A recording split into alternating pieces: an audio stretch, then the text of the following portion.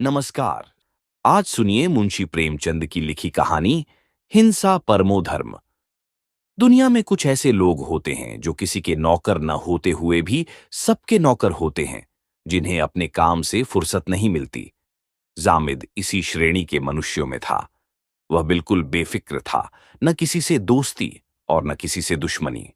जो थोड़ी सी हंसी के साथ बोला, उसका वह बेदाम का गुलाम हो जाता।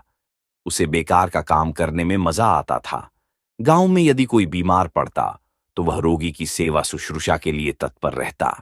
कहिए तो आधी रात को हकीम के पास जा सकता था या किसी जड़ी बूटी की तलाश में जंगल की खाक छानने चला जाता। यह मुमकिन नहीं था कि वह किसी गरीब पर अत्याचार होते देखे और चुप रह जाए। फिर चाहे कोई उसे मार ही डाले, वह हिमायत करने से पीछे नहीं हटता था। उसके सामने ऐसे सैकड़ों मौके आ चुके थे। कांस्टेबल से उसकी रोज छेड़छाड़ होती रहती थी, इसीलिए लोग उसे बॉडम समझते थे। बात भी यही थी। जो आदमी किसी का बोझ भारी देखकर उससे छीनकर अपने सिर ले ले, किसी का छप्पर उठाने या आग बुझाने के लिए कोसों दौड़ जाए, उसे समझदार कौन कहेगा। सारांश यह है कि उसकी जात से दूसरों को चाहे कितना भी लाभ हो, उसका अपना कोई उपकार नहीं होता था। यहां तक कि वह रोटियों के लिए भी दूसरों का मोहताज था। वह दीवाना तो था, लेकिन उसका गम दूसरे खाते थे। आखिर जब लोगों ने बहुत धिक्कारा कि क्यों अपना जीवन नष्ट कर रहे हो, तुम दूसरों के लिए मरते हो, कोई तुम्हारा भी पूछने वाला है? अगर एक दिन बीमार पड़ जाओ तो कोई चुल्लू भर पानी न देगा। जब तक तुम दूसरों की सेवा करते हो, लोग खैरात समझकर खाने को दे देते हैं। जिस दिन तुम आ पड़ोगे, कोई सीधे मुंह बात भी न करेगा। तब जामिद की आंखें खुलीं। उसके पास कोई बर्तन भांडा नहीं था। एक दिन उसने उठकर एक दिशा की राह ली। 2 दिन बाद वह शहर पहुंचा। शहर बहुत बड़ा था। महल आसमान से बातें कर रहे थे, सड़कें चौड़ी और साफ थीं, बाजार गुलजार थे, मस्जिदों और मंदिरों की संख्या मकानों से अधिक थी। गांव में न तो कोई मस्जिद थी और न कोई मंदिर। मुसलमान लोग एक चबूतरे पर नमाज पढ़ लेते थे, जबकि हिंदू एक वृक्ष के नीचे पानी चढ़ा देते थे। नगर में धर्म का यह माहात्म्य देखकर जामिद को बड़ा कुतूहल और आनंद हुआ। उसकी दृष्टि में मजहब का जितना सम्मान था, उतना और किसी सांसारिक वस्तु का नहीं। वह सोचने लगा कि ये लोग कितने ईमान के पक्के, कितने सत्यवादी हैं। इनमें कितनी दया, कितना विवेक, कितनी सहानुभूति होगी, तभी तो खुदा ने इन्हें इतना माना है। वह हर आने जाने वाले को श्रद्धा की दृष्टि से देखता और उसके सामने विनय से सिर झुकाता था। यहाँ के सभी प्राणी उसे देवता तुल्य मालूम होते थे। घूमते घूमते सांझ हो गई। वह थककर मंदिर के चबूतरे पर जा बैठा। मंदिर बहुत बड़ा था। ऊपर सुनहला कलश चमक रहा था। जगमोहन पर संगमरमर के चौके जड़े हुए थे, मगर आंगन में जगह जगह गोबर और कूड़ा पड़ा था। जामिद को गंदगी से चिढ़ थी। देवालय की यह दशा देखकर वह सहन न कर सका और इधर उधर निगाह दौड़ आई कि कहीं झाड़ू मिल जाए तो साफ कर दे। पर झाड़ू कहीं नजर न आई। विवश होकर उसने दामन से चबूतरे को साफ करना शुरू कर दिया। जरा देर में भक्तों का जमाव होने लगा। उन्होंने जामिद को चबूतरा साफ करते देखा तो आपस में बातें करने लगे कि वह मुसलमान है, शायद मेहतर होगा। कुछ ने कहा कि नहीं, मेहतर अपने दामन से सफाई नहीं करता, कोई उसे पागल मालूम होता है। कुछ भक्त यह भी कहते हैं कि वह कोई भटियारा होगा। जामिद ने जब पूछा कि मैं परदेशी मुसाफिर हूं, साहब मुझे गोबर लेकर क्या करना है? ठाकुर जी का मंदिर देखा तो आकर बैठ गया। कूड़ा पड़ा हुआ था। मैंने सोचा धर्मात्मा लोग आते होंगे, सफाई कर रहा हूं। तो भक्तों में यह सलाह होने लगी कि वह देहाती है और उसे फांस लेना चाहिए, जाने न पाए। जामिद को पकड़ लिया गया और उसका आदर सत्कार शुरू हो गया। उसे रहने के लिए एक हवादार मकान दिया गया और दोनों वक्त स्वादिष्ट भोजन मिलने लगा। कुछ लोग हमेशा उसके साथ रहते थे। जामिद को भजन अच्छी तरह से याद थे और उसकी आवाज भी मधुर थी। वह प्रतिदिन मंदिर में जाकर कीर्तन करता था। जब भक्ति के साथ सुरों की मधुरता भी हो, तो फिर क्या कहना। उसके कीर्तन का लोगों पर गहरा प्रभाव पड़ता था। कई लोग सिर्फ उसकी संगीत की मोहकता के कारण ही मंदिर आने लगे। सभी को यह विश्वास हो गया था कि भगवान ने इस व्यक्ति को विशेष रूप से चुना है। एक दिन मंदिर में बहुत से लोग एकत्र हुए। आंगन में फर्श बिछाया गया और जामिद का सिर मुड़ा दिया गया। उसे नए कपड़े पहनाए गए और हवन किया गया। जामिद के हाथों से मिठाई बांटी गई। इस पूरे सम्मान और सत्कार को देखकर जामिद अपने आश्रयदाताओं की उदारता और धार्मिकता से अत्यधिक प्रभावित हो गया। उसने सोचा, ये लोग कितने सज्जन हैं, जो मुझ जैसे निर्धन और परदेशी का इतनी विनम्रता से सत्कार कर रहे हैं। यही सच्चा धर्म है। जामिद को अपने जीवन में पहले कभी इतना सम्मान नहीं मिला था। वही सैलानी युवक जिसे लोग पहले बौड़म समझते थे, अब भक्तों का सिरमौर बन गया था।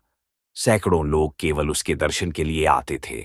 उसकी विद्वता की कई कथाएं प्रचलित हो गईं और समाचार पत्रों में यह खबर छपी कि एक बड़े विद्वान मौलवी की शुद्धि हो गई है। लेकिन सरल और भोला जामिद इस सम्मान के पीछे के असली कारण को समझ नहीं पा रहा था।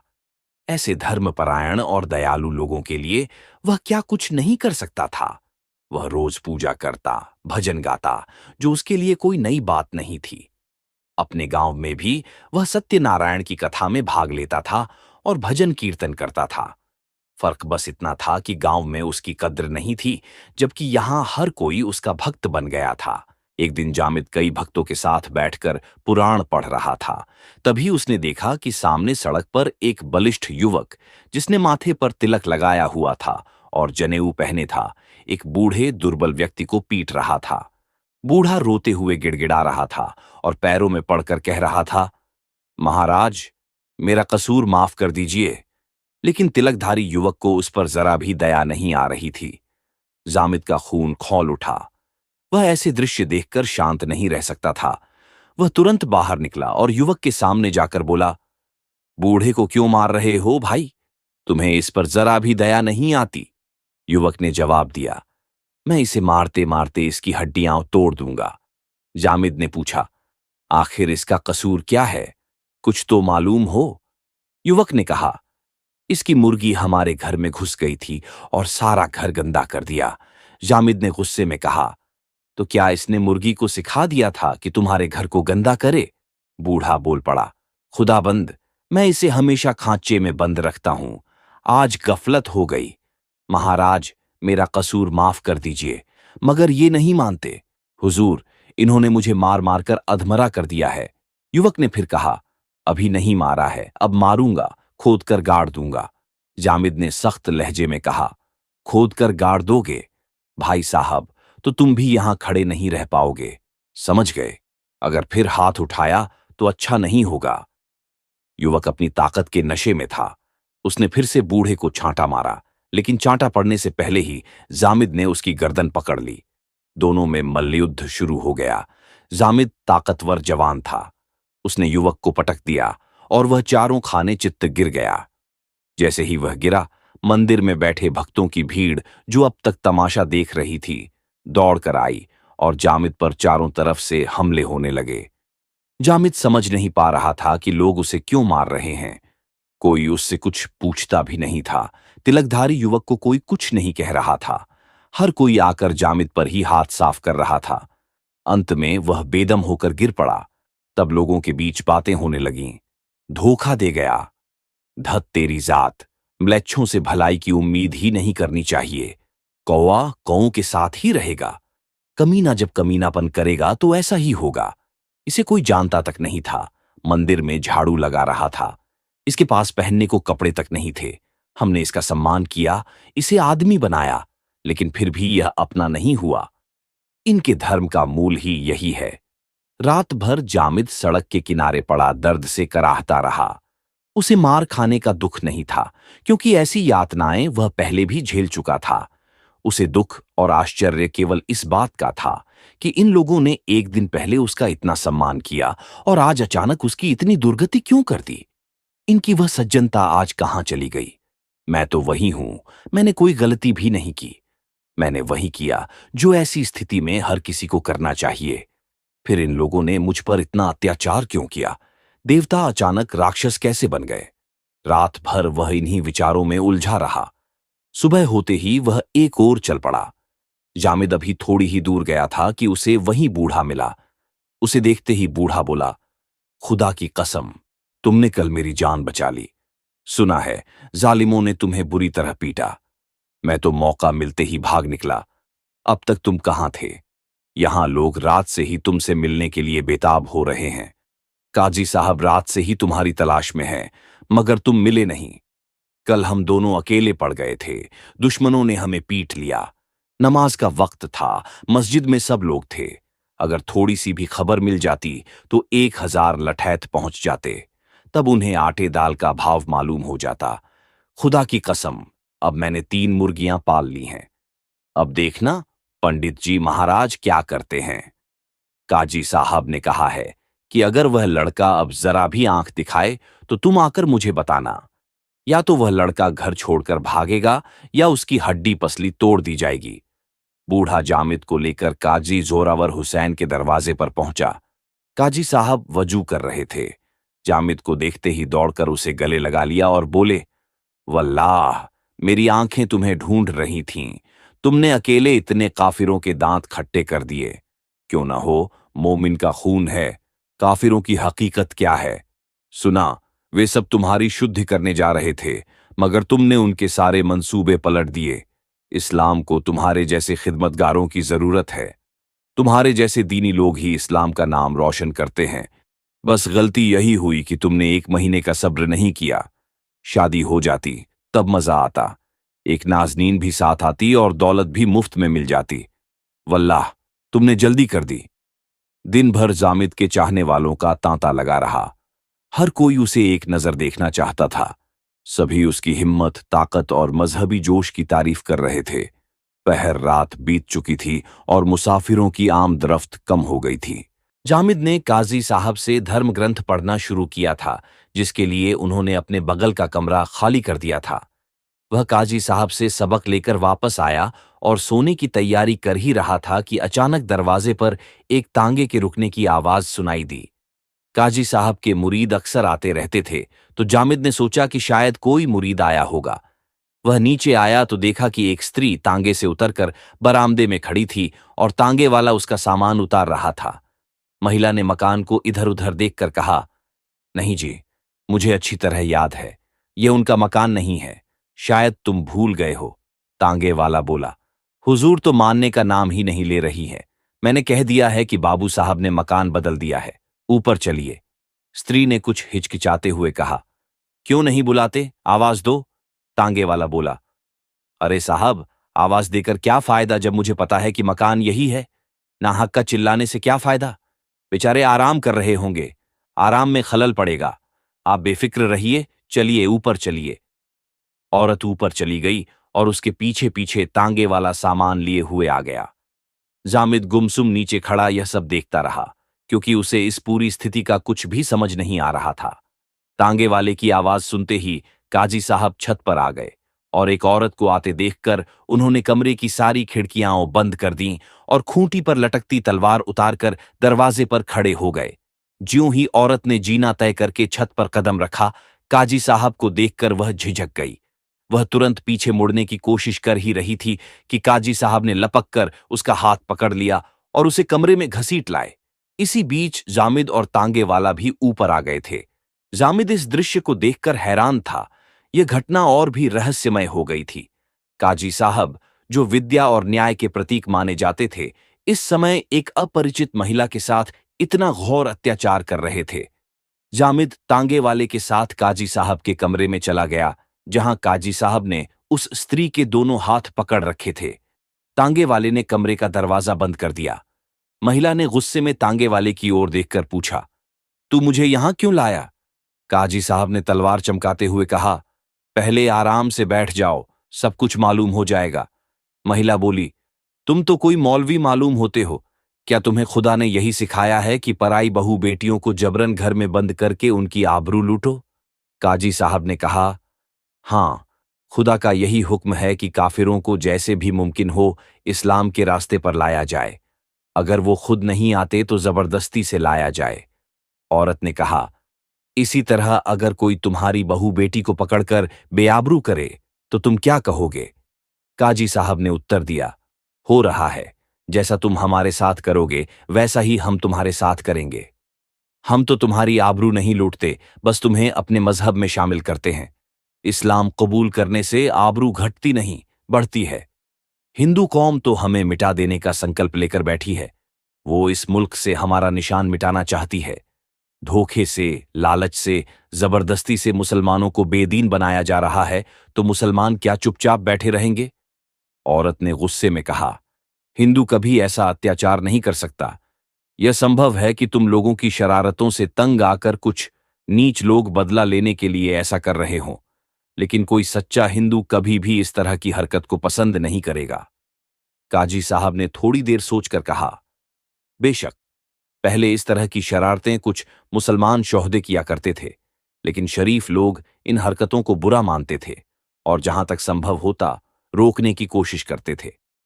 शिक्षा और तहजीब की तरक्की के साथ कुछ समय बाद यह गुंडागर्दी खत्म हो जाती, लेकिन अब तो पूरी हिंदू कौम हमें मिटाने के लिए तैयार बैठी है। ऐसे में हमारे पास और कोई रास्ता नहीं बचता। हम कमजोर हैं, इसलिए हमें मजबूरी में अपने अस्तित्व को बनाए रखने के लिए धोखा देना पड़ता है। लेकिन तुम इतना घबराती क्यों हो? यहां तुम्हें किसी बात की तकलीफ नहीं होगी। इस्लाम जितना औरतों के हक का सम्मान करता है, उतना कोई और मजहब नहीं करता। मुसलमान मर्द तो अपनी औरतों पर जान छिड़कते हैं। मेरे ये नौजवान दोस्त जामिद जो तुम्हारे सामने खड़े हैं, इनके साथ तुम्हारा निकाह करवा दिया जाएगा। उसके बाद तुम आराम से जिंदगी बिताओगी। महिला ने गुस्से में कहा, मैं तुम्हें और तुम्हारे धर्म को घृणा की नजर से देखती हूं। तुमसे घिन आती है, तुमसे बड़ा कुत्ता कोई नहीं। इसके अलावा तुम्हारे लिए कोई और नाम नहीं है। बेहतर यही होगा कि मुझे जाने दो, वरना मैं अभी शोर मचा दूंगी और तुम्हारा सारा मौलवीपन खत्म हो जाएगा। काजी ने तलवार दिखाते हुए कहा, अगर तुमने एक शब्द भी कहा तो तुम्हें अपनी जान से हाथ धोना पड़ेगा, बस इतना समझ लो। महिला ने साहस दिखाते हुए उत्तर दिया, आबरू के सामने जान की कोई कीमत नहीं होती। तुम मेरी जान ले सकते हो, लेकिन मेरी आबरू नहीं छीन सकते। काजी साहब ने कहा, क्यों नाहक जिद करती हो? महिला दरवाजे की तरफ बढ़ी और बोली, मैं कहती हूं, दरवाजा खोल दो।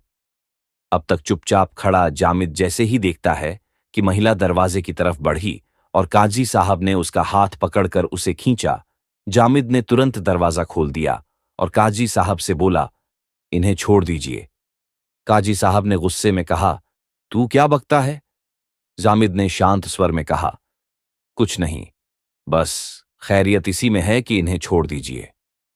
लेकिन जब काजी साहब ने महिला का हाथ नहीं छोड़ा और तांगे वाला भी उसे पकड़ने के लिए आगे बढ़ा, तो जामिद ने काजी साहब को धक्का देकर दूर किया और महिला का हाथ पकड़कर कमरे से बाहर निकल गया। तांगे वाला पीछे लपका, लेकिन जामिद ने उसे इतनी जोर से धक्का दिया कि वह औंधे मुंह गिर पड़ा। एक ही पल में जामिद और वह महिला दोनों सड़क पर थे। जामिद ने पूछा, आपका घर किस मोहल्ले में है? महिला ने जवाब दिया, अहियागंज में। जामिद बोला, चलिए मैं आपको वहां पहुंचा देता हूं। महिला ने आभार व्यक्त करते हुए कहा, इससे बड़ी मेहरबानी और क्या हो सकती है? मैं आपकी इस नेकदिली को कभी नहीं भूलूंगी। आपने आज मेरी आबरू बचा ली, नहीं तो मैं कहीं की न रहती। अब मुझे पता चला कि अच्छे और बुरे लोग हर जगह होते हैं। मेरे पति का नाम पंडित राजकुमार है। उसी समय एक तांगा सड़क पर आता हुआ दिखाई दिया। जामिद ने महिला को उस तांगे में बिठा दिया और खुद भी बैठने ही वाला था कि ऊपर से काजी साहब ने लाठी फेंकी, जो तांगे से टकराई। जामिद तुरंत तांगे में बैठ गया और तांगा चल पड़ा। अहियागंज पहुंचने पर पंडित राजकुमार का पता ढूंढने में कोई कठिनाई नहीं हुई। जामिद ने जैसे ही आवाज दी, पंडित जी घबराए हुए बाहर आ गए। अपनी पत्नी को देखकर उन्होंने पूछा, इंदिरा, तुम कहां रह गई थीं? स्टेशन पर तुम्हें नहीं देखा, मुझे पहुंचने में देर हो गई थी। तुम्हें इतनी देर क्यों लगी? इंदिरा ने घर के अंदर कदम रखते ही कहा, बड़ी लंबी कहानी है, जरा दम लेने दो, फिर बताती हूं। इतना समझ लो कि आज इस मुसलमान ने मेरी मदद न की होती तो मेरी आबरू चली गई थी। पंडित जी ये सुनकर और भी व्याकुल हो गए। वह इंदिरा के साथ घर के अंदर चले गए, लेकिन 1 मिनट बाद बाहर आकर जामिद से बोले, भाई साहब, हो सकता है कि आप इसे बनावट समझें, लेकिन मुझे आपके रूप में इस समय इष्ट देव के दर्शन हो रहे हैं। मेरी जुबान में इतनी ताकत नहीं है कि मैं आपका शुक्रिया अदा कर सकूं। कृपया आइए, बैठ जाइए। जामिद ने कहा, जी नहीं, अब मुझे इजाजत दीजिए। पंडित बोले, मैं आपकी इस नेकी का क्या बदला चुका सकता हूं? जामिद ने उत्तर दिया। इसका बदला यही है कि इस शरारत का बदला किसी गरीब मुसलमान से न लीजिएगा, यही मेरी आपसे दरख्वास्त है। ये कहकर जामिद उठ खड़ा हुआ और अंधेरी रात के सन्नाटे में शहर से बाहर निकल गया। उस शहर की दूषित वायु में उसका दम घुट रहा था। वह जल्द से जल्द इस शहर से भागकर अपने गांव पहुंचना चाहता था, जहां धर्म का असली रूप सहानुभूति, प्रेम और सौहार्द था। धर्म और धार्मिक लोगों से उसे अब घृणा हो गई थी। मुंशी प्रेमचंद की कहानी हिंसा परमो धर्म हमें कई महत्वपूर्ण शिक्षाएं देती है। सबसे पहले ये कहानी मानवता की मूल्यों को समझाने का प्रयास करती है, जिसमें अहिंसा का महत्व सबसे प्रमुख है। प्रेमचंद ने दिखाया है कि हिंसा का रास्ता केवल विनाश और दुख ही लाता है, जबकि अहिंसा और सहानुभूति से समाज में शांति और प्रेम का संचार होता है। कहानी में पात्रों के संघर्षों के माध्यम से यह संदेश मिलता है कि किसी भी परिस्थिति में क्रोध और प्रतिशोध का मार्ग अपनाना केवल समस्याओं को बढ़ाता है। इसके बजाय संवाद और समझौते की शक्ति को पहचानना आवश्यक है। इसके अलावा प्रेमचंद ने धार्मिक और सामाजिक मतभेदों को पार कर एकजुटता और भाईचारे की आवश्यकता को भी रेखांकित किया है। इस प्रकार कहानी हमें सिखाती है कि असली धर्म वही है जो प्रेम, सहिष्णुता और एकता का प्रचार करता है, और यही हमारे लिए सच्ची राह है। आप सुन रहे थे मुंशी प्रेमचंद की लिखी कहानी हिंसा परमो धर्म।